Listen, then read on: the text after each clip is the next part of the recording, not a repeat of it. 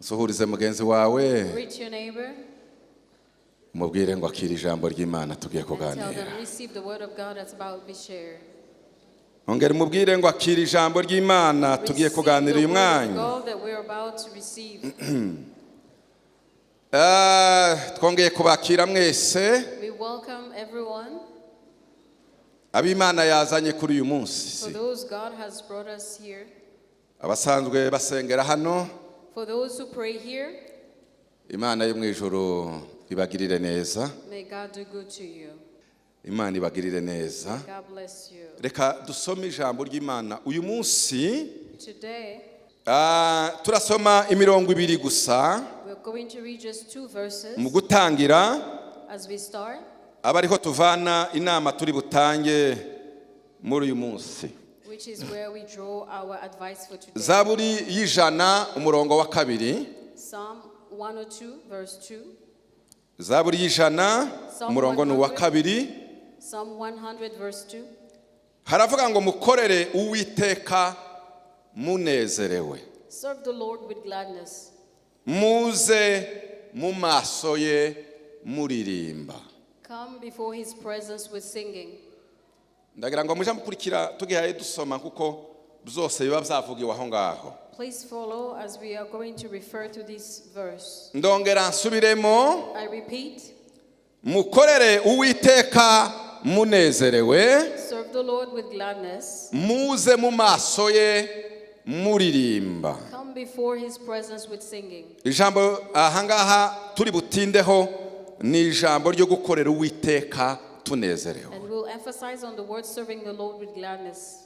Wajya muri Matayo igice cya 11 umurongo wa 29 n'uwa 30. When you go to the book of Matthew 11:29 through 30. Haravuga ngo mwemere kuba abagaragu banjye munyigireho kuko ndi umugwaneza kandi noroheje mu mutima namwe muzabona uburuhukiro mu mitima yanyu kuko kunkorera kutaruhije n'umutwaro wanjye utaremereye. Come to me, all of you who labor and are heavy laden, and I will give you rest. Take my yoke upon you and learn from me, for I am gentle and lowly in heart, and you will find rest for your souls. For my yoke is easy and my burden is light. Muri iyi mirongo ko ari ibiri, These verses, turavugamwe ibintu bine by'inama turi butange ku bakozi b'Imana bari hano. we will advise you based on 4 points from these verses. Gukorera Imana tunezerewe. Serving God with gladness. Kuba abagaragu b'Imana. To be servants of God. Kumwigiraho uwo ni Yesu. To learn from him, from Jesus. Kumenya ko umutwaro w'Imana utaremereye. And know that his yoke is easy. Mbere yuko ninjira muri ibi bintu ko ari bine. Before I talk about these 4 points, kandi mvuga nitonze cyane, and I will take my time, kuko ni inama twese duhana muri uyu munsi wa none. because it's an advice for all of us for today. Ndagira ngo mbanze mbabaze ikibazo. I want to ask you this question. Noneho icyo kibazo ni numva mwishuye kuko nanje mzumva. And if you reply as the way I see turabona it, gukomeza. we'll continue. Ikibazo ni iki ngiki. Here's my question. Ndashaka kubabaza icyo umuntu akunda. When you love something, cyangwa se umurimo umuntu akunda, or the work that you love, n'umurimo umuntu ashoboye, and the work that you are able to do, ni uwuhe wakora neza? which one would you do it purposely or well? Ndashaka kubabaza icyo kibazo munsubize. That's my question. Umurimo ujyamo ukawukora ukunze. When you do something because you love it, ariko n'umurimo ujyamo ufite skills zawe.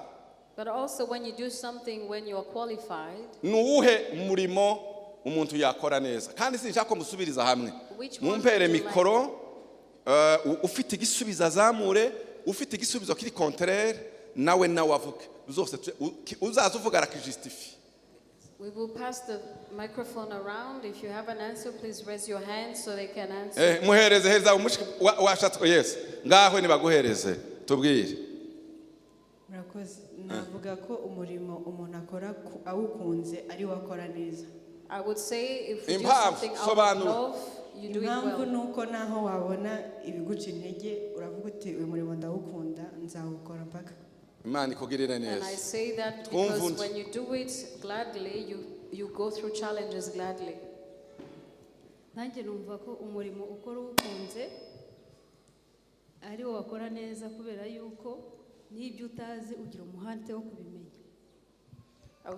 Yes, nawe atanze. Hari ufite igisubizo kiri contraire cyangwa se kinyuranye n'ibyo bo batanze ukavuga toya uwashoboye ni umuntu yakora neza. Ndagira hari ufite ikindi gisubizo gitandukanye n'ibyo. Does anyone have a different answer? Reka mumpere Didi yatwumve. Je numva ari byombi kuko ntago wakunda umurimo gusa ugomba kumenya icyo ugiye gukora. Nano ntago wagura ubumenyi utawukunze kuko wabirambirwa vuba. Yes. Niki kibyara ikindi?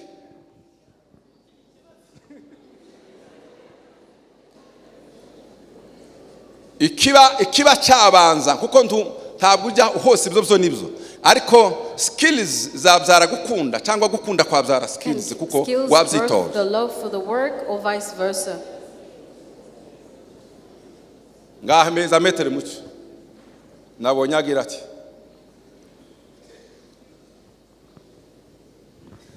gukunda kwabyara skills ariko ntabwo ari buri gihe. Yes, ariko ikiruta ikindi nico nashatse. Love can birth gukunda biruta skills, ariko hari igihe wakunda rwose ntuzabigereho kubera ko hari skills udashobora kugeraho. Murakoze cyane. Ariko ibyo shaka muri uyu mwanya ni ibingibi. Here's what I was looking for at this time. Hari ikintu kimaho kijyanye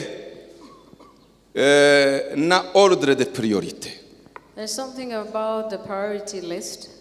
Kimwe mu bintu biza bitwica twebwe nuko iyo tugenda turera abana And one thing that's challenging when we raise ugenda children, umutekerereza sibyo icazabaco ariko ntureke ngo urebe icyo Imana imutekerereza yamuteguriye kuzabaho. but you don't ignore what God has destined them to be.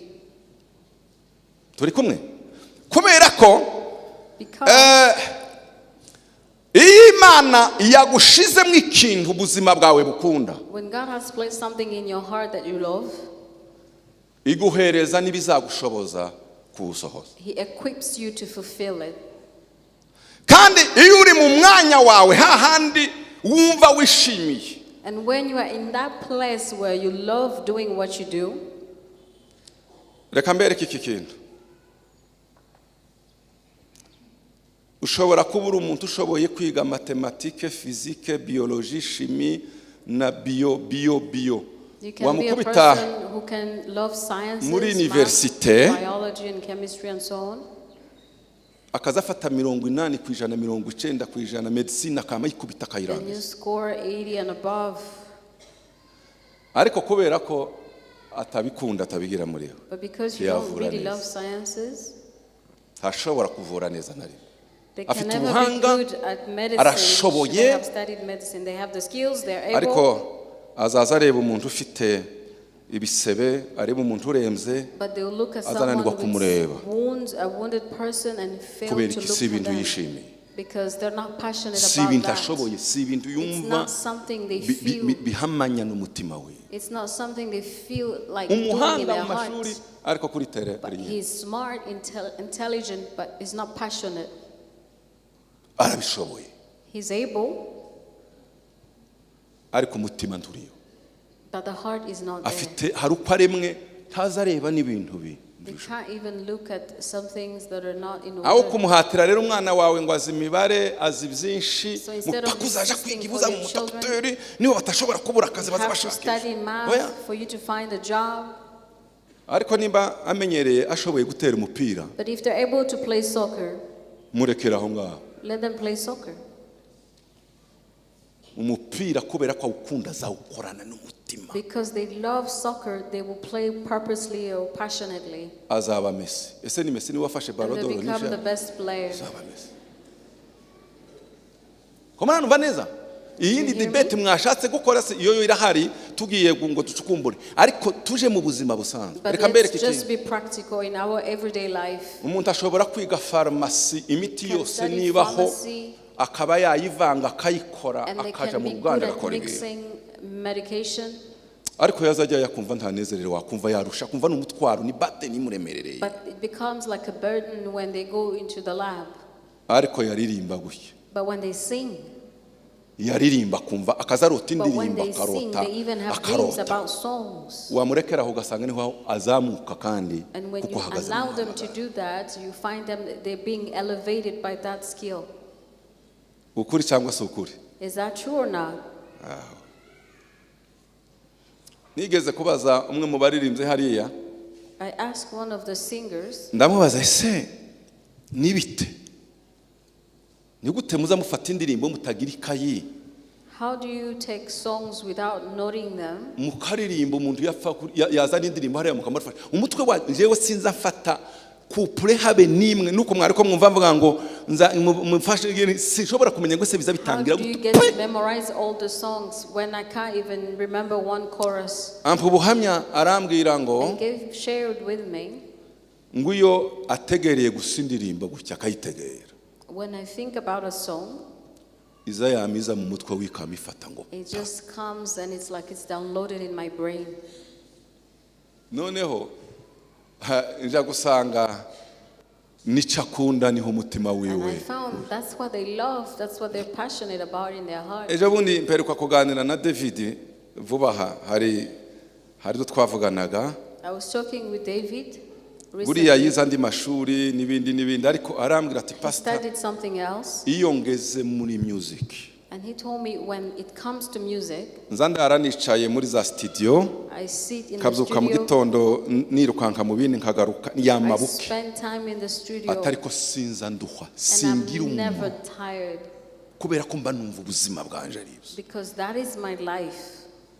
muvuga ngo amen Amen. impamvu The reason nahereye aho mvuga ibyo byose I started by umwanditsi w'iyi zaburi aravuga ngo the songwriter of the book of Psalm. hano twasomye ku murongo wa kabiri zaburi y'ijana umurongo wa kabiri When we read in Psalm 100 verse 2, haravuga ngo mukorere uwiteka munezere serve the Lord with gladness.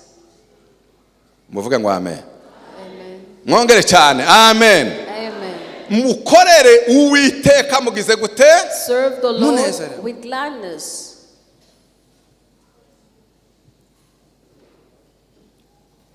icyambere dusura inyanico ngico bavandimwe That's the first thing to bagiye outline. gusengerwa n'abandi basengewe For those who are going to be ordained and join the other team, muzahore mukorera uwiteka munezere always serve God with gladness. iyo usomye muri Nehemiya igice cya 8 umurongo wa 10 When you read the book of Nehemiah chapter 8 verse 10, haravuga ngo kandi ntimugira agahinda Do not kuko be sorrowful. kwishimana uwiteka arizo ntege zanyu for the joy of the Lord is your strength. Amen. kwishimana umunezero Do not be w'umurimo sorrow. The joy, to serve. umunezero w'uwiteka The joy of the Lord nizo mbaraga z'umukozi is your strength, the strength of a worker. tuvuge ngo amen Say amen. impamvu nahereye aha And the reason I started here, tubwire ngo iteka ryose muzahora munezerewe don't think that you'll always be never full of joy.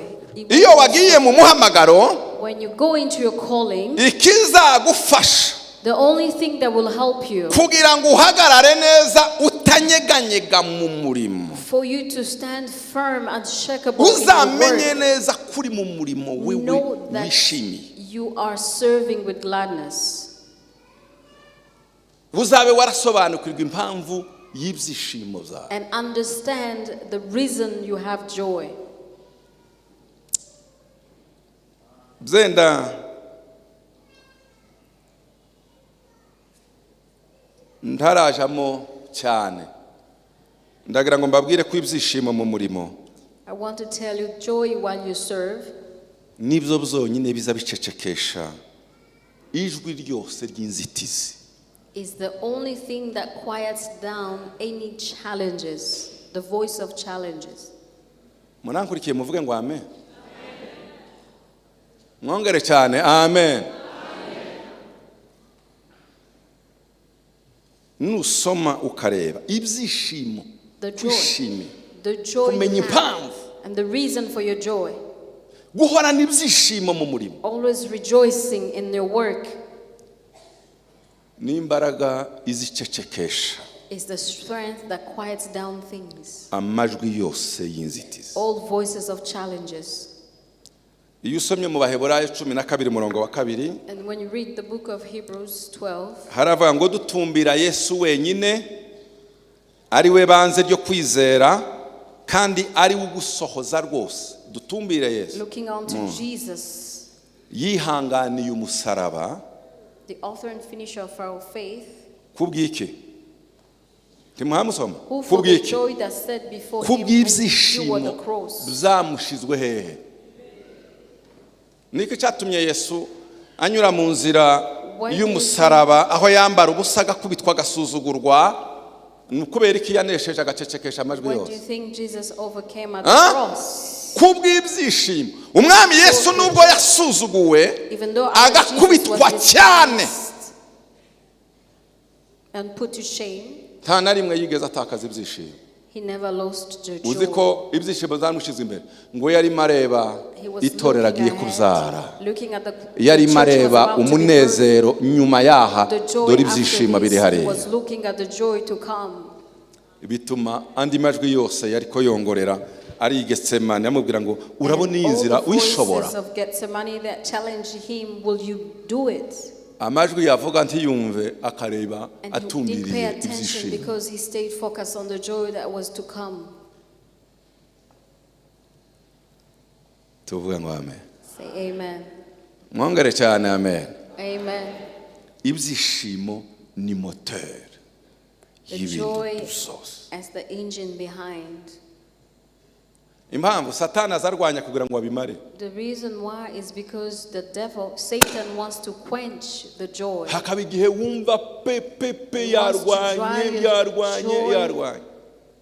ariko uzi utumbira impamvu yo guhamagarwa kwawe But focus on kandi your calling, urebe the reason ingororano behind your zirimo, calling, and look at the unarebe benefits to icyo come, Imana ikubikiye, and see what God has in unarebe store for you, n'umusaruro uzava muri iyo mvune, and see the harvest from your hard work, bikomeze bireme and ibyishimo then byo that gusavinga. creates, renew the joy in you. Amen. Amen. Abantu bazabavuga, People will talk about you, abo wagiriye neza abo even kagushimye, those you serve well, nurangiza Satani akubwira atari kurabona amazi usharirirwe, and the devil wumva ubumara bwo reminds gusharirwa you, bwinjiye muri wowe. was that fair? And that Nusharirwa will give bizaba you birangiye. to feel terrible. Ntukumva amajwi, Don't submit to that. When you hear uzatumbire the voice, urebe umusaruro w'impamvu. focus yo on the gukora harvest of the reason for your calling. Ibyishimo nibikomeza muri wewe, When the joy continues, uzahorana umurava n'umwete wo you kugira will have the ngo zeal and thirst to serve God. nimba mwumvise icyo muvuge ngo If you haleluya. hear that, say amen. Mwongere cyane haleluya. Birya navuze by'umukinnyi, The example I shared of a player, muzamubona ukuntu babatera imigeri, do you see how they tackle them? yagira ngo aracagira gushaka They baramukandagiye, ukugura tackle kama them, kurengera push wese. them. Ariko inza ntangara But mu it's kanya very gato interesting. bamutera yayandi bya bindi bukonje ikinya gicecekesha aja As gusigara soon as atakageze they muri hoteli, apply cold ice on them taza asohoka agasubira mu kibuga to kandi numb agasubira the mu pain, ikomeye. they don't stop playing, they Impamvu? go back to the field Ni umunezero we guhora kuri because tere. they have the joy. Jewe bo wuntera umugeri, If kaba somebody nobemerera tackled n'ukuri me, gusubiramo. I wouldn't even go back to the field to play. Nubu ariko ese ubundi ko ndafirika ibi ngibi. I would Tibimbamo ask, why am I simbi. suffering? Amen. mbariza mugenzi wawe ngo se Ask your satani neighbor. naza n'ibihe bikagutikura umugeri uzongera kandi usubire muri tere Satan cyangwa tackles uzavuga you ngo with byarangiye. challenges, will you stay on the field or will you Ngibyo sit down? ibyishimo So the zo guhora joy- wishimira umupira. The joy of you wanting to play. Tuvuge ngo haleluya. Amen. Twongere cyane haleluya. Ibi tubabwira ni ukuri. What I'm saying to you is truth. Haba imigeri mu muhamagara. There are tackles in the calling. Haleluya. Haba imigeri mu There are muhamagara. tackles in the calling. Yataba hari impamvu itera ibyishimo byo gusavinga. If there was no reason that brings joy to serve, Bamwe ntibaba bagishoboye kubihagararamo. some won't be able to stand still. Icya kabiri The second, ni havuze ngo twemere kubiki abagaragu.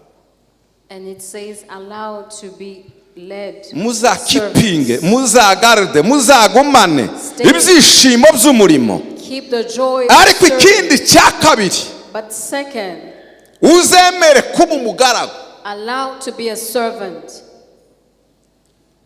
Hano muri Matayo haravuga ngo In Matthew, mwemere muba abagaragu banje, muba abagaragu banje. Allowed to be my servants.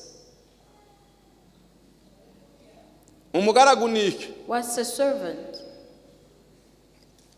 Tihoba umugaragu hatariho metere, You hatariho can't be a boss, servant when you hatariho have patoro. no boss. Ni ukuvuga ngo twebwe Means us. iyo wemeye kuvuga ngo usavinge, wemere kujya mu murimo, When you are allowed to serve and do the ushinduka work, umugaragu. you become a servant. Kandi umugaragu And a servant aba afite boss. has a boss. Mwese nimuvuga ngo boss. Say after me, boss. Muri abadiyakoni muri Kimisagara The deacons of Kimisagara, nta mu boss wanyu uri hano. you have no boss here. Ntabwo ngubwo pasiteri mukuru ba pastori college. Although I'm a senior Nta boss pastor, wanyu uri aha. there's the pastors all together. We're not your boss. Twihaye izo nshingano tuba tugiye kwikorera ibikomeye. If we called ourselves so, it will be very hard for us. Boss ni uwaguhamagaye. Your boss is the one who called you. Ari uwabahamagaye muri twe? Did any of Mwahamagawe us nani? call you? Who has called you? Mwahamagawe nani? Who has called you? Nimuvuge uwo boss yitwa nde? What's the name of your boss? Uwo boss yitwa nde? Yes. Ndagira ngo mbwire mwese I want to tell Mugiye everyone you gusengerwa. who is going to be ordained. n'abasengewe kera And those who are ordained n'aba long bashumba time basengewe ago. And these pastors who n'abandi have been tubaye ordained. turera kuzasengera And all those we are training to be ordained n'aba as pastors. twese n'abadukuriye na And all dufite those boss umwe above us, we have one boss. One boss. Yesu. Jesus. Kandi rero iyo bose uko ateye umugaragu azakora apana ntagira ubushake, haba ubushake bwa boss. And the servant has no Sibyo? Haba the ubushake servant bwande execute the bwa will of the boss. boss. Niki The servant kizakwereka ko execute the umuntu ari will of umugaragu. That's what shows that someone is a servant. Ntagira ubushake, You have no will. hagira ubushake bwa boss. You execute the will of your boss, the wishes of your boss. Muvuga ngo haleluya. Amen. Mwongere cyane haleluya. Ahangaha niho ibintu bipfira cyangwa Where se things bikirira. go wrong, or that's where things go right. Guhera uyu munsi bavandimwe, So from today, brothers, bakozi b'Imana, servants of God, mwemere kuba abagaragu allow, b'Imana. accept to be the servants of God.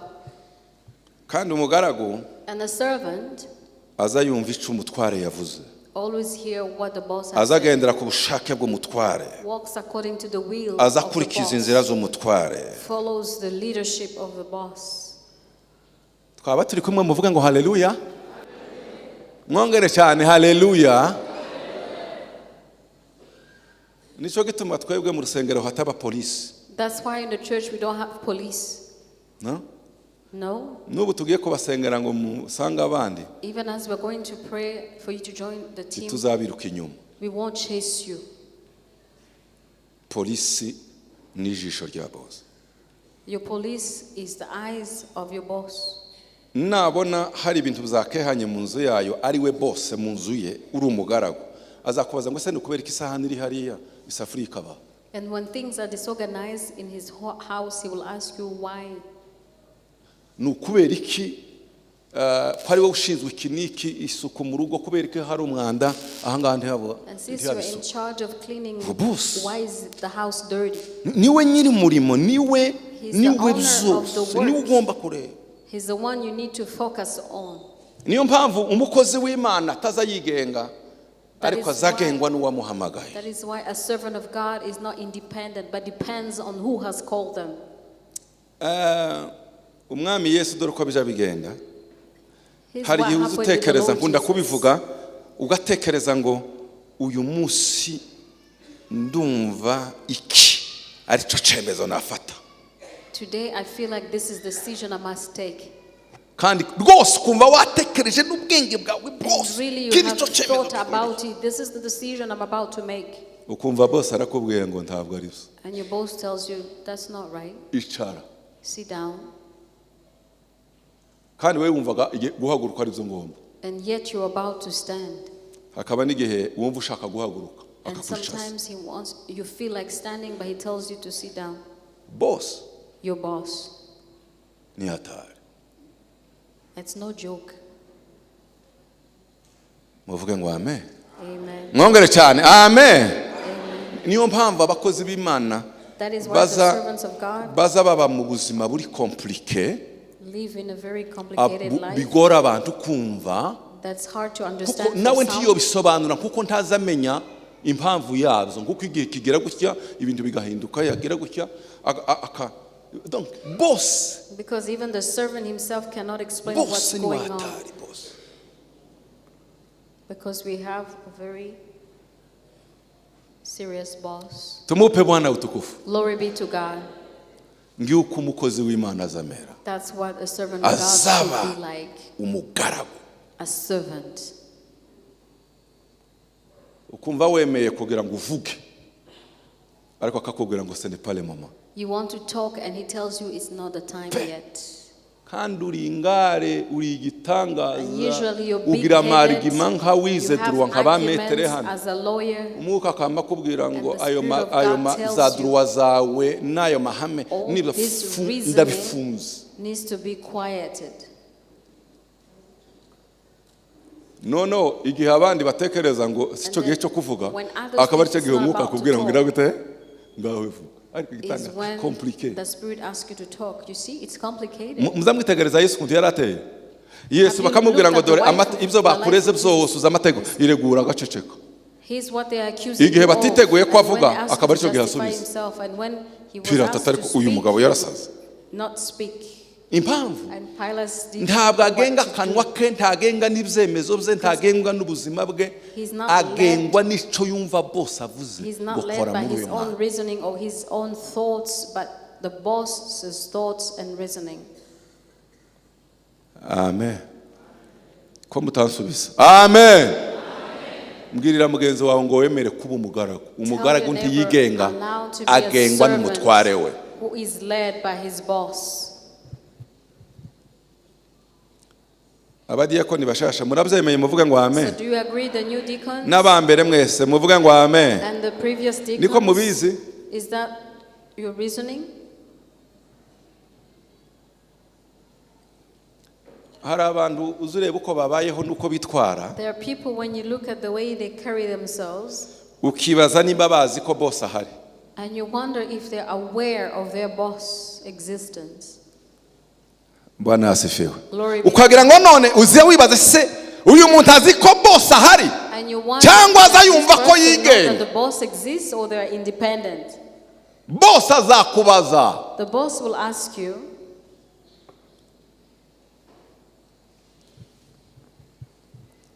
Tuvuge ngo haleluya. Kuko twebwe dufite umutware udutegetse utuyoboye. Because we have a person who rules over us with authority. Uzigenga na rimwe uzamenye icumwuka wera gusaba gukora mu gihe gikwiriye. What you are required of the Holy Spirit at the right time.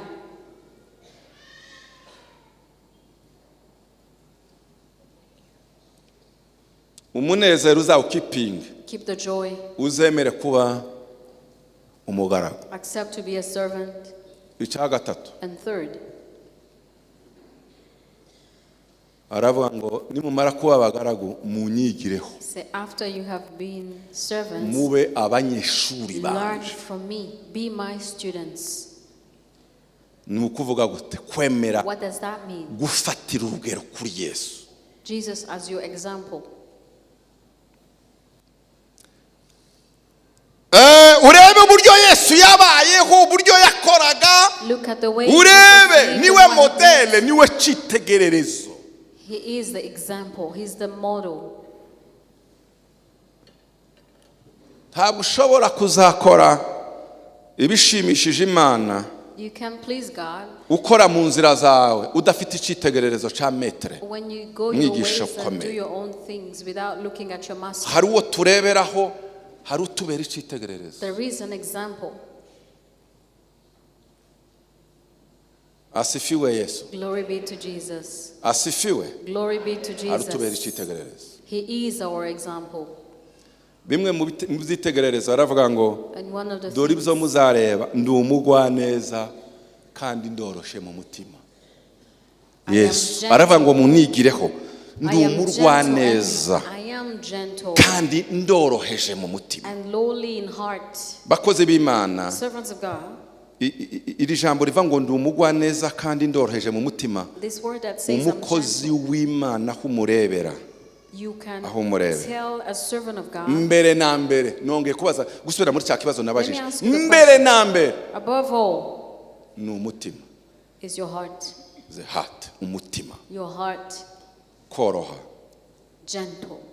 ndoroheje mu mutima I am gentle in kandi heart ndi umugwaneza. and I'm lowly. Umuyobozi ntaza kankama, A leader does not roll. umuyobozi agira amahoro, It's full of peace. agira umutima wakira abantu. A welcoming heart. Icya kabiri, And second, aroroha, you are gentle. He's gentle. aca Gentle. bugufi. Humble. Imilite aca bugufi. Humble. Turi kumwe? Muza mworoha mu mutima.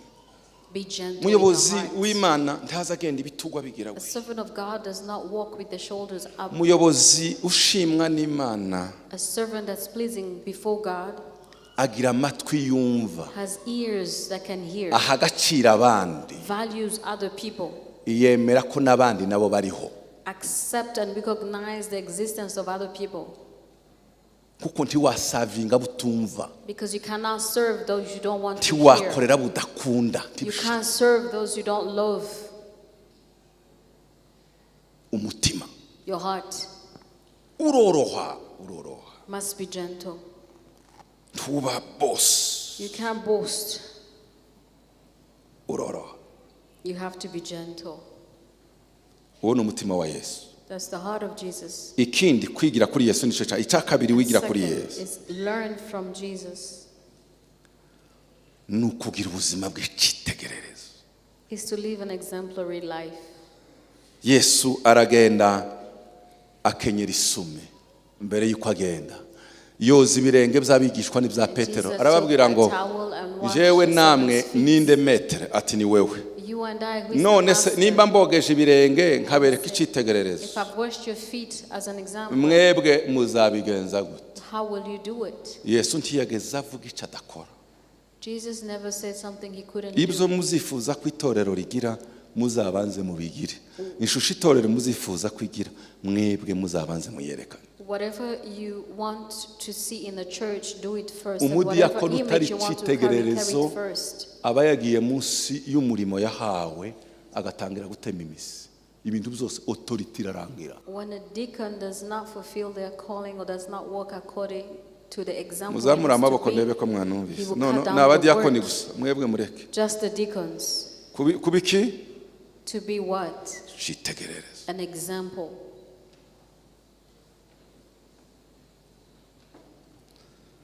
Mwaba mwakurikiye muvuga ngo haleluya, You follow to see, mwongere cyane haleluya.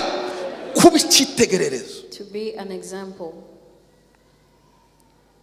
Icya gatatu, The third, kwigira kuri Yesu kutemera to kwicuho learn from kigaragara Jesus, allow to Icuho, cover no. the gaps. gutemera icuho Never allow the gaps to be visible. kibereka ko Yesu yari igitangaza. To show you how Jesus was exemplary. Umunsi umwe ngo yaraje asanga abafarisayo batorere ibintu byinshi cyane mu rusengero.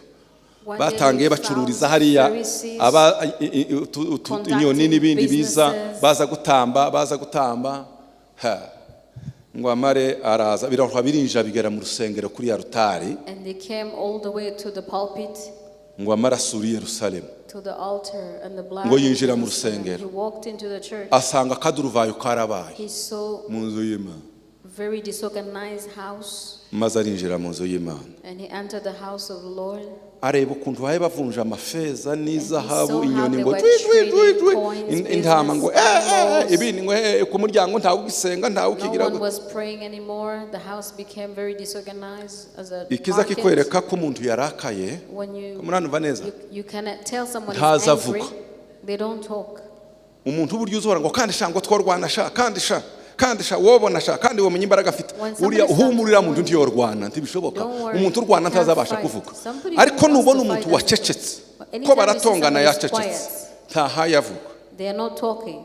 utabare vuba umwigize inyuma kuko naje You better kuvuga watch aravugisha out, ikofi because when they do, kandi abantu bose barwanaga ntibaza bavuga cyane people who like to fight don't talk. uza kwitereshwa zo muri kusa pa In a second, they are over you Yesu fighting. ararakara And Jesus was angry. ntiyigeze avuga He didn't talk.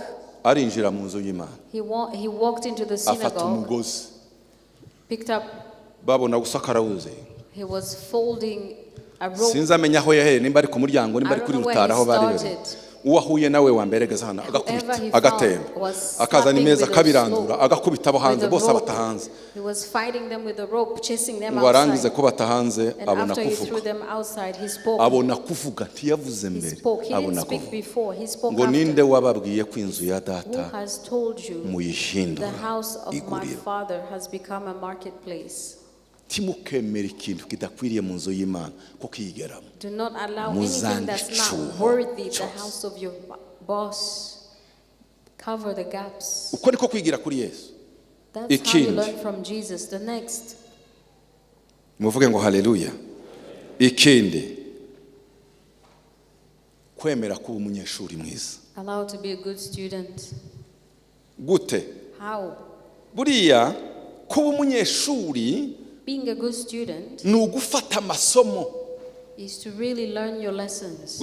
Imana ishobora kukwemerera kugucisha mu buzima bugoye God can allow you to go through hard life. umuntu akakuvuga nabi cyangwa People talk akagusuzugura about you, they despise you. ukazubona kara wagira ngo uramwereka ikintu akakubita uko bakumva imbere ariko nawe wihiduye igitangaza And when you want to tell them how to do it, they ignore you. uzavuge ngo iri ni isomo Imana incishijemo Just take it as a lesson from God. ndavanamwe iriheso Now, what do you learn ni from ishuri it? ndavanamwe ayahe masomo What do I draw from this? reka mbabwire ibi bintu nishake nsoza turacyari kumwe muvuge ngo amen Are we still ngiye together? kubabwira ibi bintu I'm going to share these things. tushobora gukorera Imana neza You can't serve well God Imana itaragutereninga when God has not trained you. kandi kugira ngo igutereninge And when He trains you, izivanamo izitanga amanota bijyanye n'ibintu bigera kuri bitatu He grades you according to three things. icyambere The first, izibanza kugira ngo ibanze rebe niba amasomo yaguhaye yagufashije kumenya Imana neza He wants to see what lessons kumana numva neza kuyimenya neza has taught you. impamvu how buri to Imana work. yemere ko Yosefu ba Musa bande bajyana bakabanza bakanyura mu bintu bikomeye ni ukugira ngo bagirane experience n'Imana bayimenye For them neza to have a personal experience with God and know Him. nutamenya Imana neza yaguhamagaye Don't know well God kandi kugira ngo was uyimenye called you. ko ikomeye izagucisha mu bikomeye And for you to know His mind, you izagucisha go mu through muriro hard utwika things. ubone ko wawuvuyemo You will go ukundi through burning uyimenye fire and come out of it for you Ikindi to cya know kabiri. Him. The second, Imana izifasha kugira ngo ubanze nawe wimenye God will wimenye allow nawe you jewe to meze discover yourself. mfite izihe mbaraga Who I am. shoboye iki cyangwa What se are my sinshoboye strengths and ndi what are my umunyaburakari limitations? cyane cyangwa se ndi umuntu utabona kuresisita Am I a ku person of zubahiro anger? meze ugomba kwimenya. Do I love, respect, and honor? I need to know myself and who I icya am. gatatu The third, ugomba kumenya abantu. you need to know people. numenya Imana If you know God ukimenya and you know ukamenya yourself and n'abantu you know people, uzaba umuyobozi. you'll serve well. muvuge ngo amen. Amen. hari abantu uza ntangarira uzuva ngo nakayagize gutya byagenze gute aho tuzi umuntu ni. There are some people who are shocked or surprised by people's behavior, but who is man? reka nihute nsoze. So icyanyuma the last thing, gukorera Imana ntiburuhije n'umutwaro nturemere. the yoke of God is easy. and the ntabwo burden is gukorera light. Imana muzamubona abantu bavuga ngo twarushye twagize gutya You hear ntibiruhije. people say it's hard, it's difficult, but it's not. No. It's not. gukorera Imana ntibiruhije. Serving God is not hard. niko yavuze hariya ngo umutwaro wanje nturemereye kandi kunkorera ntibigoye My mwumve. yoke is easy and my burden is hari abo light. tuba tuganiriza bakavuga oya There are people we sinabishobora talk to and ndatinya. said, oya I can't, I'm afraid. gira umunezero gusa muri wowe Have joy within you. uzemere kuba umugaragu Allow to be a servant urebe gusa Yesu akubera and icyitegererezo allow Jesus to be your example. ibindi bisigaye ntabwo umurimo uzakuremerera. And the rest won't be difficult when it comes to serving. hari amagambo nk'atatu ngira gusa ngo mvuge icyambere gituma umurimo w'Imana utaremera. Abaefeso 3:20 The work is not nimwumve. hard. It's good. The nuko book of ibasha gukora Ephesians ibiruta cyane 3:20. ibyo dusaba ndetse n'ibyo twibwira byose kuko imbaraga zayo zigira gute zidukorera. To him who is able to do exceedingly abundantly above and all that we ask for according to power with work in us. ndashaka kukubaza ni I wowe want to ukora ask, are you the one who ni wowe works? ukora Are you the one who do? bishingiye kuri uwo murongo ni wowe ukora Are you the one who does? ninde ukora Who does? ikorera muri nde. God who works in me.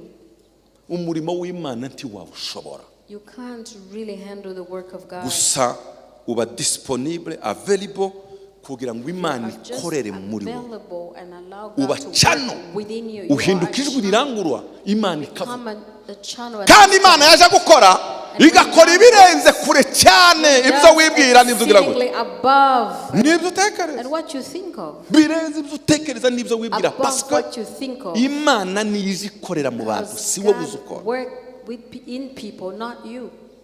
zendi bitubabwira muzagenda mubireba You probably will understand this as time goes. tuzana zenda iyo twagira umwanya twababwiraga ukareba imyaka tugize njyewe y'ubuhamya ngize imyaka 25 mu bushumba. I've been a uyu mwaka pastor for 25 25 years. This year is tuzuzuza my 25. 25th year. mbabwira iki kintu hari igihe uzuhura n'imisozi ukavuga ngo There are birarangiye times you face challenges and you think it's ukagera over. igihe cya kintu ushaka gufata icyemezo ngo ndabivamo You come to say, probably this is it, I'm ariko kubera done. ko atari twebwe dukora But ari because Imana it's ije ikorera not muri twe us who mu work guhumza no God in guhumura us, ugasanga ya misozi yahindutse amataba. and the next day you find the mountains none have become uko ugenda ugira valleys. experience n'Imana So that is your niko ugenda experience with utinyuka God. cyane. And the more you experience life with God, the more you become bold. Imana niyo ikora.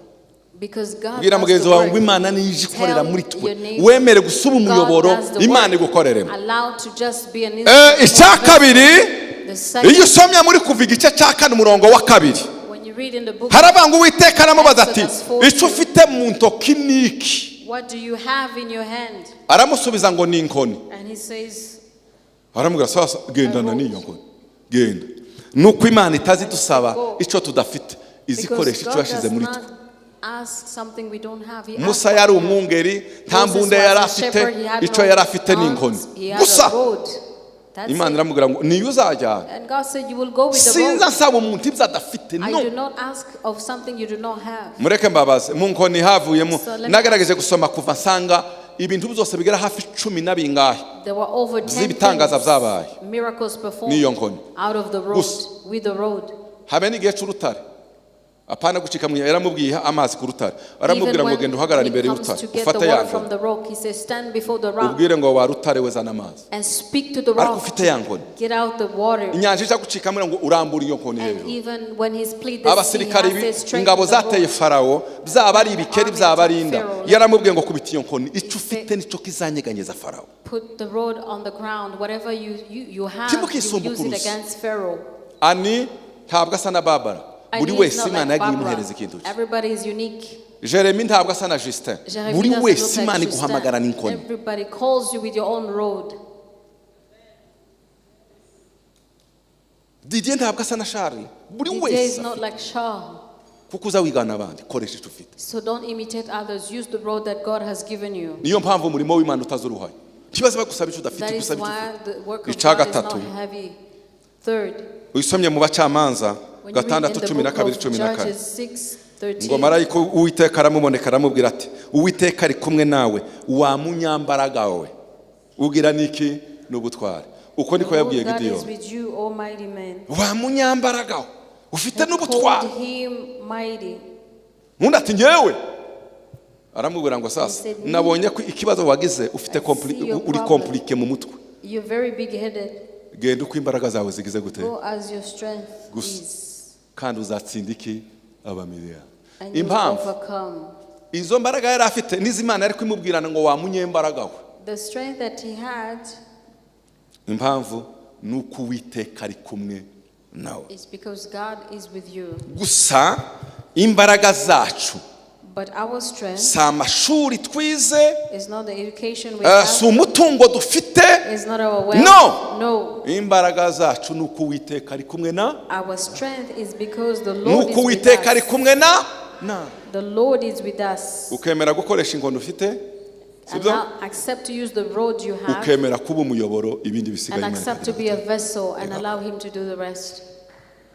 tubifurije umugisha w'Imana tubifurije umugisha w'iki w'Imana amagambo agera kuri 4 gusa dusoza nyasubiremo muzahorana umunezero mu murimo ikindi cya kabiri muzemere kuba abagaragu icya gatatu muzahore mwigira kuri Yesu hari ibiranga Yesu uzureba ngo se nishake mbivuge muri aya magambo nuzaza ubona ikintu kibaye uzuva ngo yaza kuba ari Yesu uri hano yakwemera ko iki kintu gikomeza kuba gutya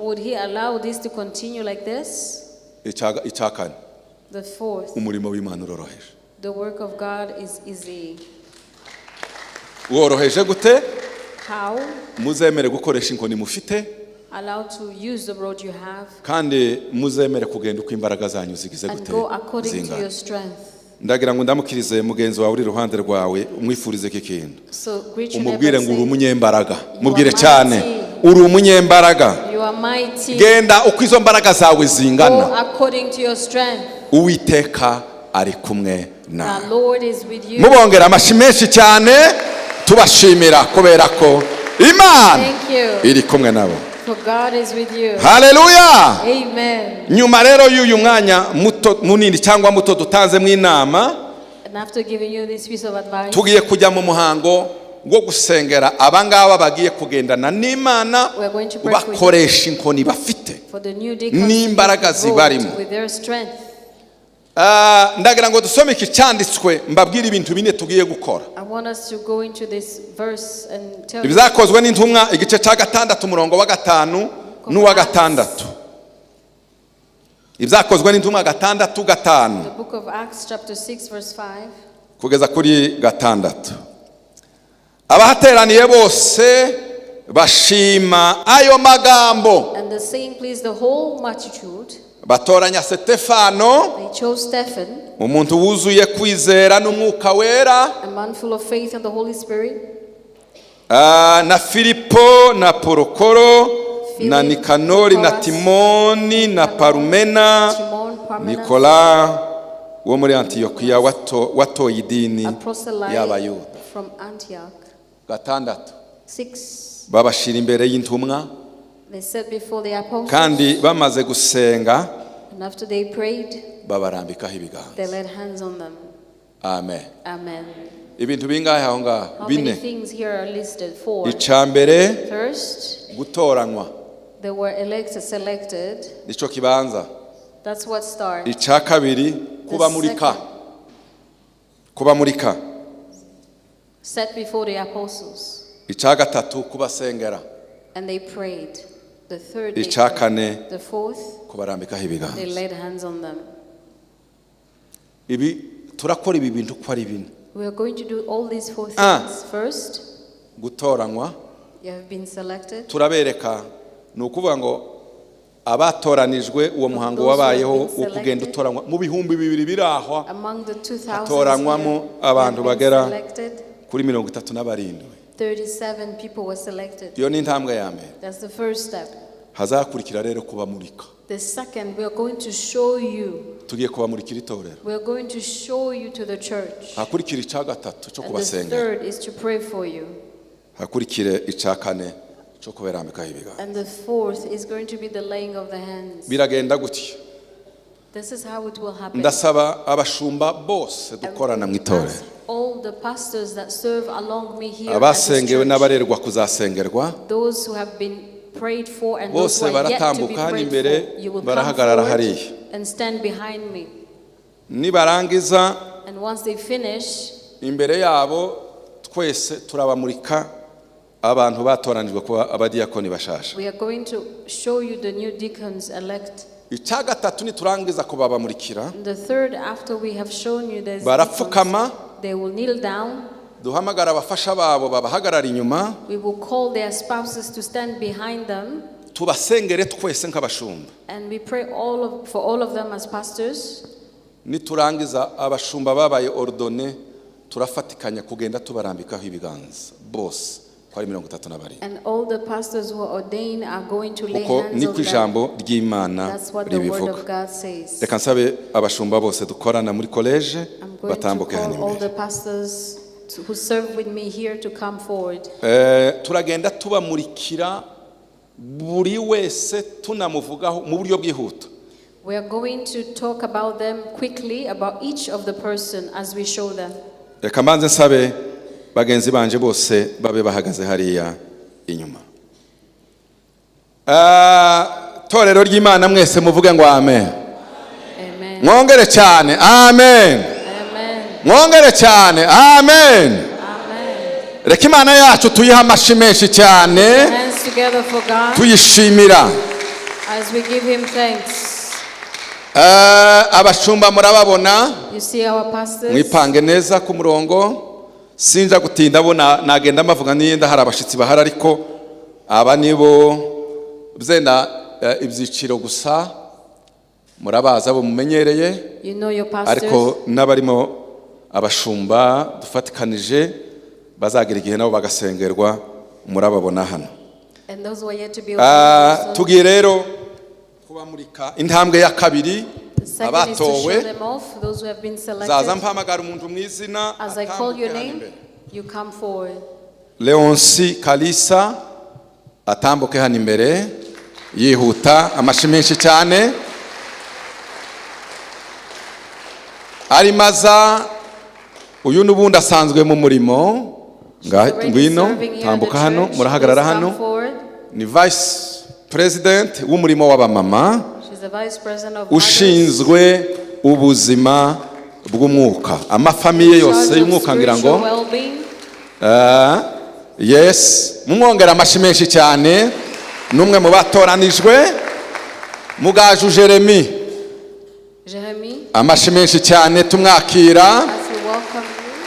Uyu nubundi ni nyangamugayo yarasanzwe ayoboye akarere ka Kimisagara ya mbere, yarageragejwe arasuzumwa atoranywa mu bandi. Dr. Gatare Inyasi natambuke hano imbere, amashi menshi cyane. Dushimira Imana, muramuzi umugabo uri sage, ibijyanye na communication yose muri church n'ubundi inshingano za diakona azisanzwemo, agomba gusa kubisengerwamo akabisirirwa amavuta kugira ngo abikore neza. Gilbert Haston atambuke hano imbere, we ntabwo yatoranijwe kuva 2011 was ordained since mu badiyakoni 2011. igihe cyo gusengerwa aba yagiye muri kosi ntiyaboneka Time was going to ariko be nanone kuko anointed. atari yasohorejweho imihango uyu etape ya gatatu ya kabiri kumurikwa kurambikwaho ibiganza gusengerwa no kurambikwaho ibiganza yitwaga ko yatoranijwe ariko yari atarahabwa inshingano He was zose chosen, za diyakoni. but he was not Uyu given munsi all rero the twamusabye responsibility. kwaza nawe akarambikwaho ibiganza. Kayigire Augustin Kayigire, natambuke hano imbere. please come forward. Umugaragu w'Imana uca bugufi Who's humble. kunda amateraniro yera ni nawe uyoboye itsinda rya komisiyo y'iterambere n'ubundi yari asanzwe afite izo nshingano ni ukuzimwuzuzamo gusa. Ndayikunda Ani natambuke hano imbere. Please come forward. Murabazi aba ni abakozi b'Imana muri decoration n'ubwitange bwinshi bukomeye cyane. Abamama baba yabizerwa muri byinshi. Women who are Yes. faithful in everything. Bahagaze nk'inyangamugayo mu buryo bwose. Amen. Rurangirwa Charles, special force. In Church of Special Force. Mukundira umurava agira n'imbaraga zitangaje. Courage and strength. Tumuha amashyi menshi cyane. N'ubundi asanganywe izo nshingano kubera ko akorana ayoboye ni vice president mu murimo w'ivugabutumwa ndetse hari n'itsinda bamaze kugana muri evangelization yitwa special force. N'abantu bakomeye cyane bazaba iyo bagiye mu mudugudu wari wo wose urahinduka. Mubongera amashyi menshi cyane. Mukamuhoza Venansi tumuha amashyi menshi cyane. Let's welcome them. Ashinzwe umurimo w'abamama vice president nawe mu bamama ashinzwe gusinzi nimba nabyitiranje nimba ari ushinzwe social nimba ari vice spirituel mama konsili vice spirituel social. Yes, abana ni ba vice president n'ubundi basanzwe mu murimo. Rudasingwa Justin amashyi menshi cyane. Uyu mugabo asanzwe n'ubundi afite umurimo ukomeye imyaka myinshi abatishoboye abafite gutabarwa. Uyu niwe president w'umurimo wa sociale kandi abirambiyemo abitinzemo cyane. N'ubundi byari zaratinze kurambikwaho ibiganza. Mumwongera amashyi menshi cyane. Turamushimira. Urwiririza Claire reka tumusabe atambuke. Amashyi menshi cyane. Uyu ni umubyeyi mwiza witonze mu itorero kandi akora umurimo muri komisiyo ya finance. Reka tumwongera amashyi menshi cyane kandi bakora n'umurimo mwiza tutareka kubashimira mu murimo wa Ekodime. Ubwo ababizi bamenye icyo nshatse kuvuga. Katesire Justine kaze cyane mama. Imana ibagirire neza. Uyu mubyeyi akorera mu ibanga rikomeye ariko ukuye ibindi byinshi akora mu rusengero umurimo w'amasengesho n'ibindi ariko hari minisitiri ikomeye imurimo turayizi kandi tugomba kuyirera mama. Imana ibagirire neza. Twahirwa Aimable umuyobozi w'abapapa kabisa, umugabo mwiza wakoze umurimo ukomeye. N'igihe habaye krizi ikomeye mu murimo w'abapapa murabizi abana abagabo bahagaze neza kandi itorero rishimira ku mugaragaro. Mukankusi Alice amashyi menshi cyane atambuka. Asanzwe n'ubundi afite umurimo ukomeye. Uyu niwe muyobozi uyoboye akarere ka Gikondo kandi turamushimira cyane ku bwitange n'umurava minsi. Bahati William amashyi menshi cyane ku bwa Bahati. Ubwo ko turagenda tubamurika mu bitegereze abadiyakoni banyu. Uyu muvandimwe akora umurimo yakoze umurimo ukomeye muri couple barabizi ndimo mbona wayoboye couple arimo avuga ati yes bagira umutwaro ukomeye w'imiryango Mukamutara Scovia amashi menshi cyane bakoze umurimo muri couple ariko anakora n'umurimo ukomeye muri Ekodime umumama wuzuye wisdom nishi Nahimana Console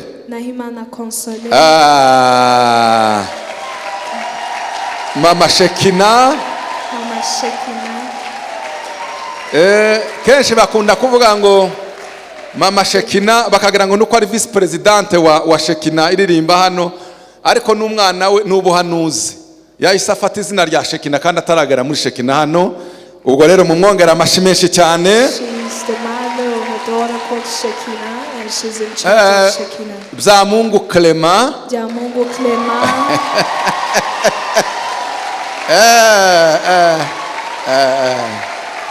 karibu sana ubwo nyine ni Shekina uyoboye Shekina mwe mujye hari imbere ngira ngo turuka hari ya Mama Leonsari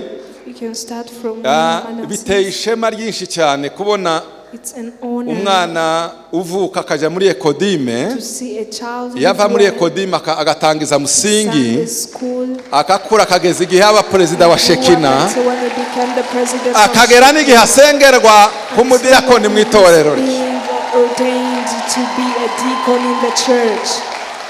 yes tunezerewe kabiri Uwimana Betty atambuke muri intercession amashi menshi cyane turamushimira cyane ni umudamu w'intwarikazi akora umurimo ukomeye muri intercession mwamubaza Mutunzi yababwira uko ibintu bimeze egera bya Mungu Nisengwe Nadia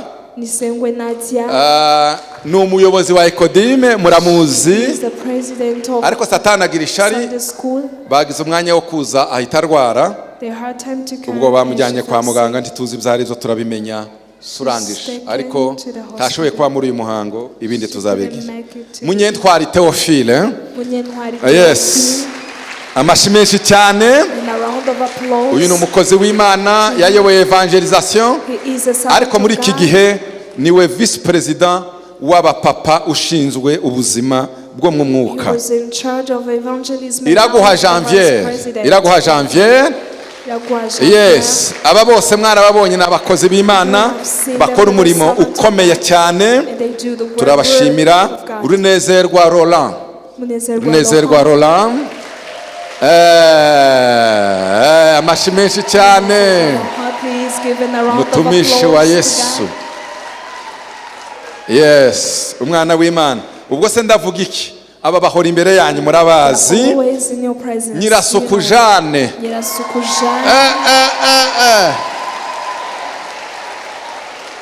impamvu mbivuga Jane yatangiranye muri Ekodime hamwe na bya Mungu batangira musingi na bya Mungu arashaka amaze kugira abana batatu ni batatu ngira ngo sinongereyeho none ageze igihe abaye umudiyakonikazi Imana ishimwe cyane ndayishimiye Ephraim yes amashi menshi cyane ndayishimiye Ephraim n'ubundi asanzwe akora umurimo ni uyoboye akarere ka Ruyenzi ubundi akarere kameze nka superwase buriya n'abantu bakomeye cyane Kamikazi Krista amashi menshi cyane karibu cyane Kamikazi abana batangiriye Ekodime hano batangiye kugera igihe murabizi ko bakora umurimo ukomeye muri Shekina Imana ibagirire neza Shema Didier yes you're welcome umugabo w'Imana utuje cyane ubu ngubu ni vice president mu bapapa akaba ari nawe ushinzwe les jeunes couples abantu bose b'abajene guhera nko ku mwaka ukwezi kumwe uzamura bashatse bageze nko ku myaka 5, 6, 7 aba nibo babashinzwe kandi yanayoboye urubyiruko turamushimira afite profile nziza cyane Mutamba Barbara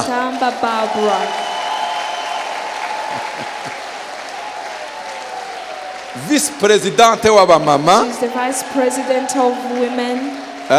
Turashima cyane We thank God mu nshingano bakora for all kandi their responsibilities. turashaka generation y'abantu And we want a bagifite n'imbaraga generation zo kwirukanka vuba who vuba. still have strength to Barambaza run. mama konsili pastor ushinzwe abamama Mama nimba arimo Konsili, gutegura pastor in ate Church of Families. kugira ngo niba bibaye za ngombwa kongera kwizerwa kiyazaba icuho gutsimbura uriya mama ntabwo bizakoroha mu gihe bibaye bishobotse.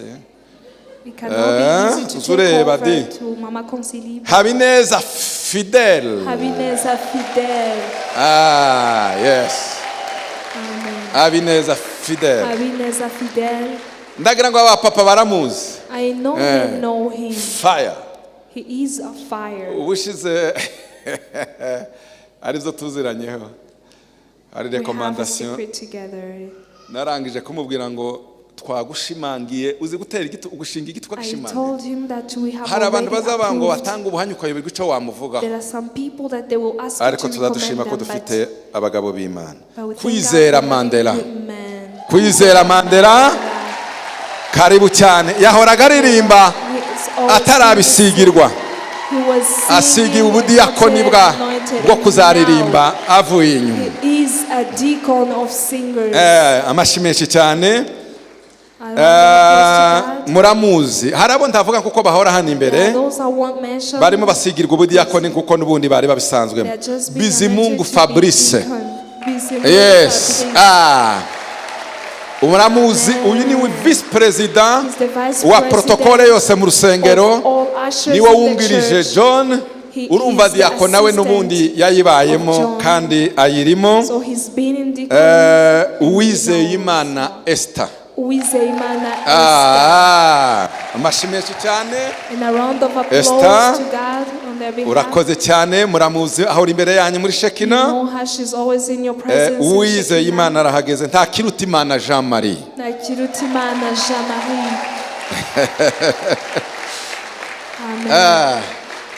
Umusore ugira impano ziri special. He is Mumwongera amashyi menshi special. cyane. Give him another Ubu round of applause. ni umusore mu myaka ariko ni umupapa. He is Turabashimiye a young cyane. man, but also someone's husband. Sengiyumva Jean Marie. Sengiyumva Jean-Marie. Encadrement yose murayizi. You know, Uyu musore agomba gusigirwa amavuta mu bijyanye n'uburezi bwa Gikristo n'abagabo babaye abizerwa. Manzi Byiringiro Timote. Manzi Byiringiro Amashyi menshi cyane and a round of muri applause. protokole. And Turamushima ushers. cyane cyane. We thank him so much. Mugabekazi ne Emma. Mugabe Mugabekazi ne Emma amashyi menshi. and a round of applause.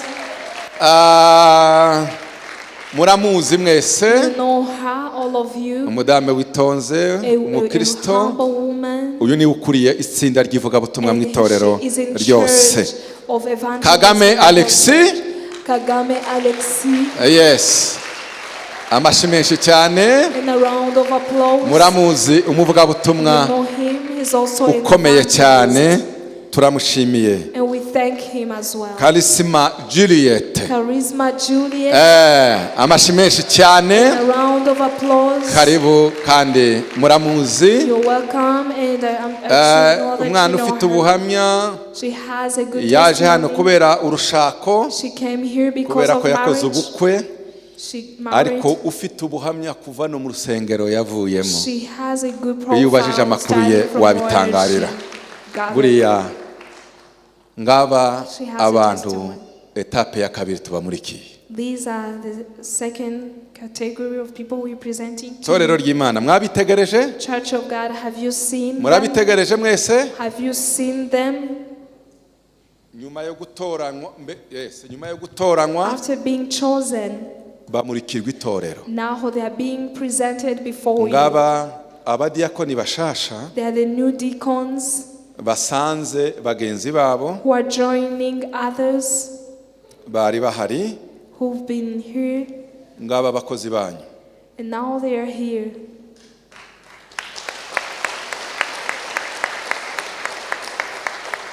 Bibiri iravuga ngo umurimo wa diakona n'uwo kurwanya no gucecekesha za mirimire. The Bible says that the works of the deacons jewe is sinzamenyekana rumors. kiriya cuho kubera iki gihora Why hariya. there is always a gap there? Dore ngaba They are here in front of you. ibintu nibigenda neza When things muzabashimira go Imana, well, timukabashimira, thank God on their muzabashimira behalf. Imana.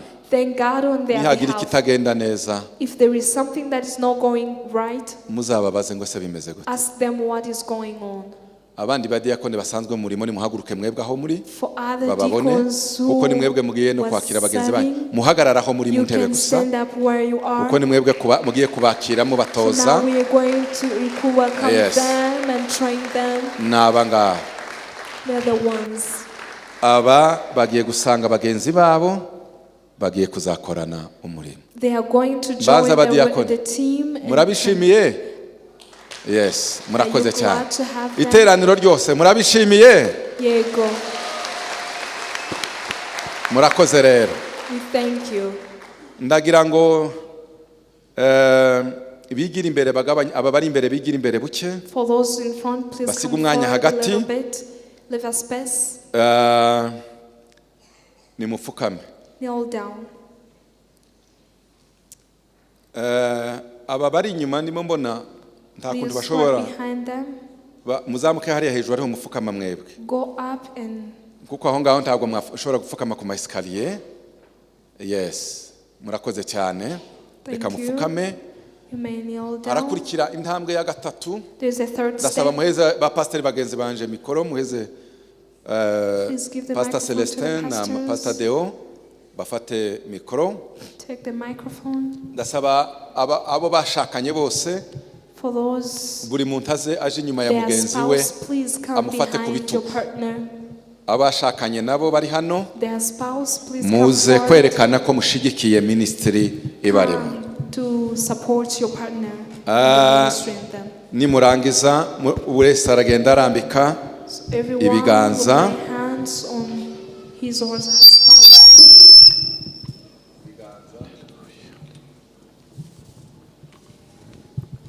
murahagarara inyuma y'uwo mwashakanye. Stand behind your partner.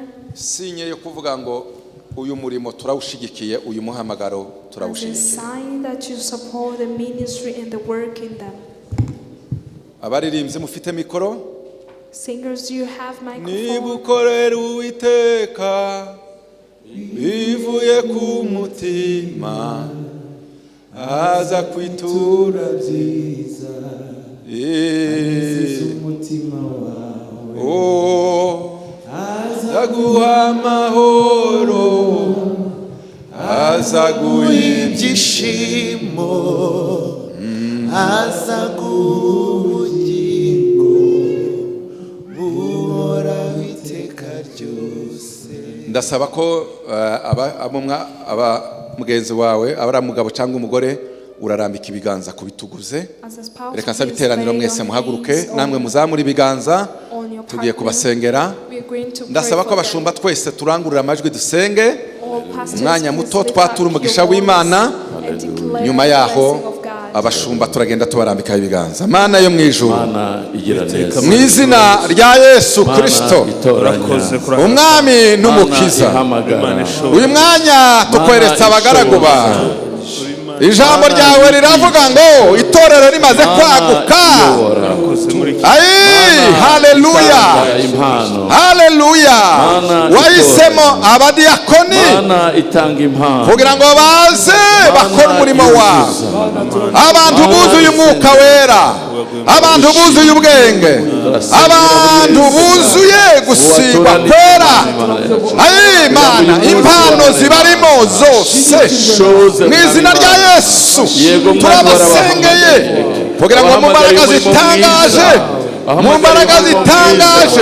mu mbaraga zitangaje oh labashakaya mu izina rya Yesu turabasabira kugira ngo mwami aya masengesho n'ibiganza tubarambikaho bisesa impano barimo bisesa impano barimo bisesa impano barimo mu izina rya Yesu mu izina rya Yesu mu izina rya Yesu tugende tubasengera tubarambika ibiganza Mana yo mu ijuru mu izina rya Yesu Kristo turabasabira umugisha w'Imana ibi biganza tubarambitseho n'ibiganza bisesa impano barimo kugira ngo mwami ubashishura abantu bari karifiye ibiganza bibahereza autorite ibiganza bibahereza ubushobozi mu izina rya Yesu icyabarwanya cyose uzakirwanya mu izina rya Yesu turabasabira imbaraga zitangaje ubushobozi bw'umwuka wera mu izina rya Yesu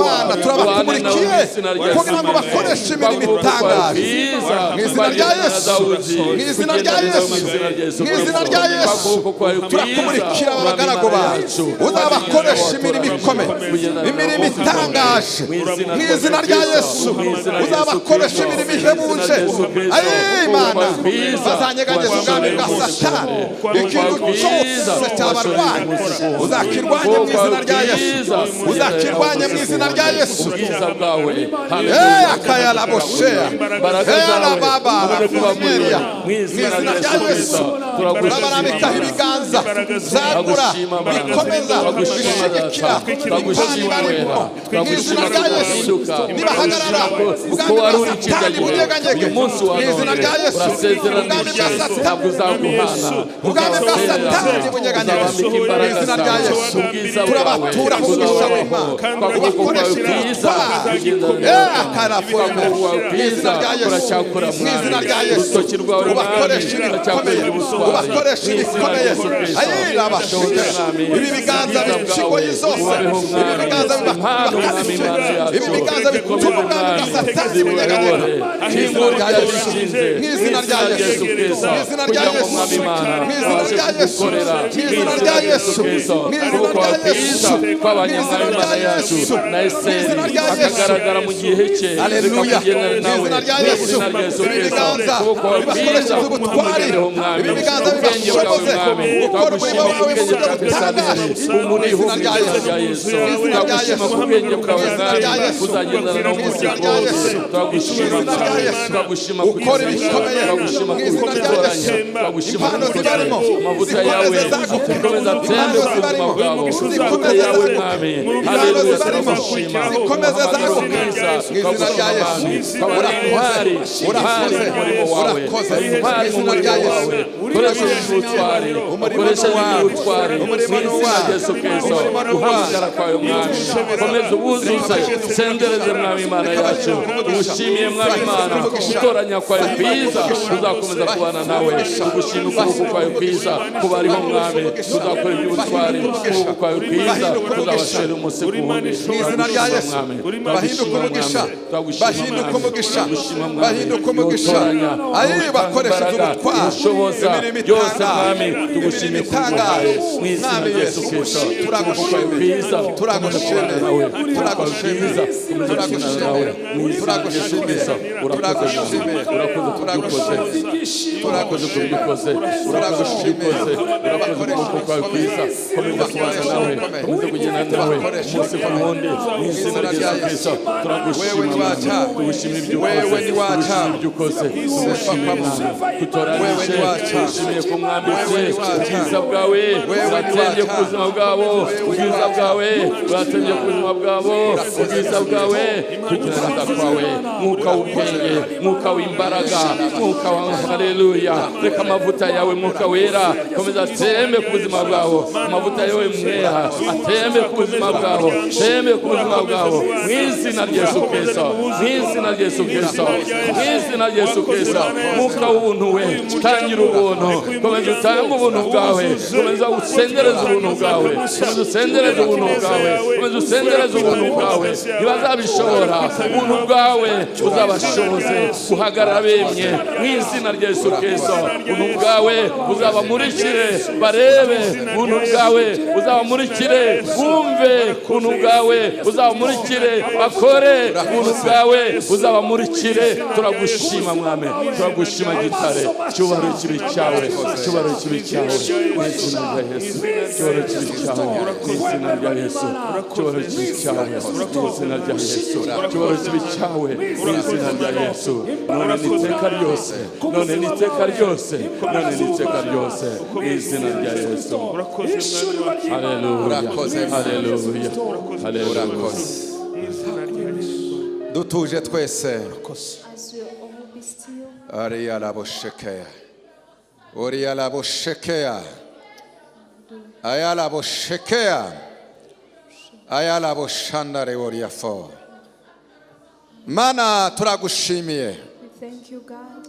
ijambo ryawe riravuga ngo Your word says, abadiyakoni bamaze gutoranwa after deacons were chosen, babamurikira intumwa they were presented to the apostles. uyu munsi wa none Today, aba ni abana bawe watoranije these are children who twabamurikiye itorero ryose muri rusange presented them in front of kandi you. nyuma yo kubamurika And after presenting, Bibiliya iravuga ngo barasengerwa the Bible says they were prayed barangije for. gusengerwa And after they were prayed for, barambikwaho ibiganza they were laid ntabwo hands. uyu ari umuhango gusa This is not just. ariko bifite imbaraga no mu isi y'umwuka It has a power. uyu mwanya aba bagaragu bawe These servants of dusohoje uyu muhango that you have finished wo gutoranywa no kumurikwa itorero no gusengerwa no kurambikwaho ibiganza being laid on reka ijuru ribyemere mu izina rya let Yesu the heaven approve. reka ijuru ribyemere mu izina rya Yesu Approve in reka ijuru ribyemere mu izina rya Yesu heaven approve. reka ijuru ribyemere mu izina rya Yesu Heaven approve in reka n'ubwami bwa Satani bubimenye let the kingdom of kugira ngo igihe darkness get cyose known. aba bagaragu b'Imana bazaza bahagaruka All the time that they nibahaguruka will baza rise, bahagurukana they nawe will rise with you. imiryango y'ikuzimu All izifungwa the gates of ahantu hell. hose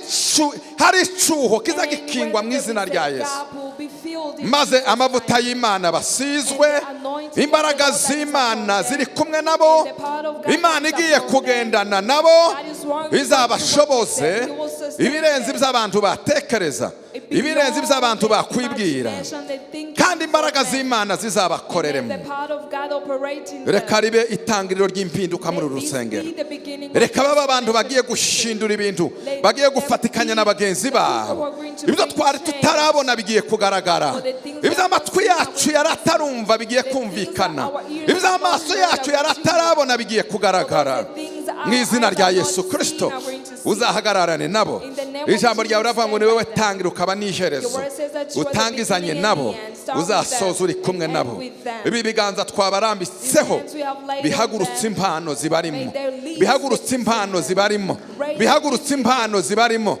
kandi ijambo ryawe rikatubwira ngo amavuta twasizwe uko angana kose ibi biganza bizagenda bica ingoyi zose zirwanya icyubahiro cy'izina ryawe urakoze kuko ari abagaragu bawe bagiye guhaguruka ari abanyembaraga bagiye kugendana ubutwari n'imbaraga wabasanganye wabahamagaranye zose ibyo bazakora ubaheze gukorana umurimo ibyishimo bahinduka abagaragu bawe bemere kukwigiraho kandi umurimo wawe ntukabaremerere n'umunsi n'umwe urakoze kuko ubyumvise ubikoze byose bizabera kugira ngo icyubahiro kibe izina ryawe tuguhaye amashyi menshi n'impundu nyinshi kuko ugira neza mu izina rya Yesu Kristo umwami wacu amen amen reka muhaguruke muhagarare mutanyeganyega aho mwari muri ariko muhagarara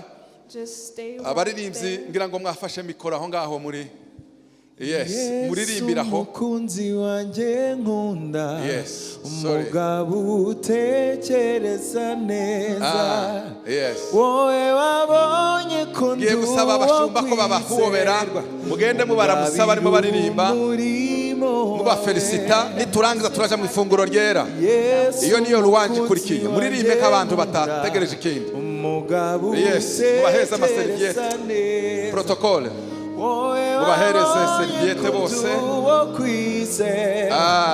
nkabira muri wowe Yesu we wanjye nkunda umugabo utekereza neza wowe wabonye ko ndi uwo kwizerwa ungabira umurimo wawe Yesu Yesu Yesu umukunzi wanjye nkunda umugabo utekereza neza wowe wabonye ko ndi uwo kwizerwa ungabira umurimo wawe maze udushyira ahakwiriye natwe turabyishimiye maze udushyira ahakwiriye natwe turabyishimiye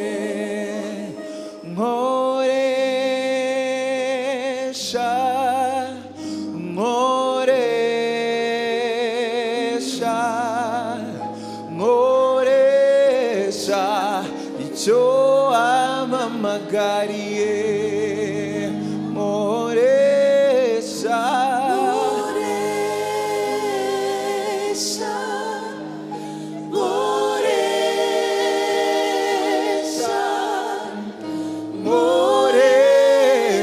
icyo wamamagariye nkoresha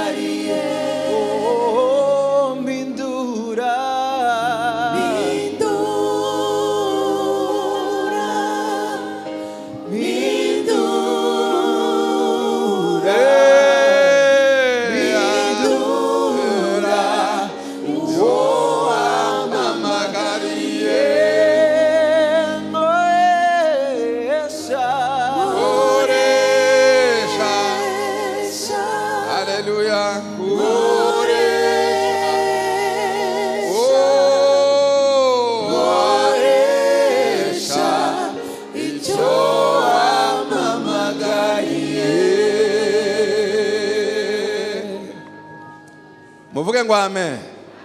Haleluya! Murahari ko mutaye munikiriza neza. Haleluya! Reka Imana yacu tuyongera amashi menshi cyane. Bwana asifiwe. Reka nsabe abatware n'abafasha batasengewe bashigikiye bagenzi babo mumanuke musiga abadiyakoni hano. Ubu babaye abadiyakoni. Mu abadiyakoni amashi menshi cyane. Abadiyakoni mubaha amashi menshi cyane. Abadiyakoni mubahe amashi menshi cyane. Umusentetizeri ari hehe? Uwo kuri sente y'igisirimba ari hehe? Yes. Piga muzike tuendelee. Tugiye mu ifunguro ryera kuko iminota isigaye tugomba kuyikoresha neza. We're going to Holy Communion. Duhe Imana amashi menshi cyane. Amen. Amen. Yes.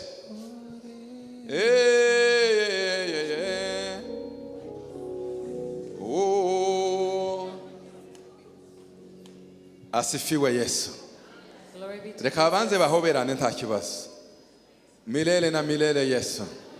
Tugende abaririmbyi. Indirimbo imwe gusa buhoro bakiri hano. Yes.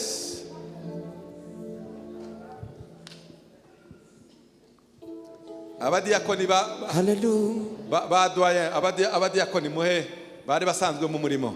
Amashi menshi cyane mwakira bagenzi banyu. Mushobora kwibaza kubera iki muri iki gihe twasengeye abadiyakoni bashasha. You may be wondering why we pray for the new deacons.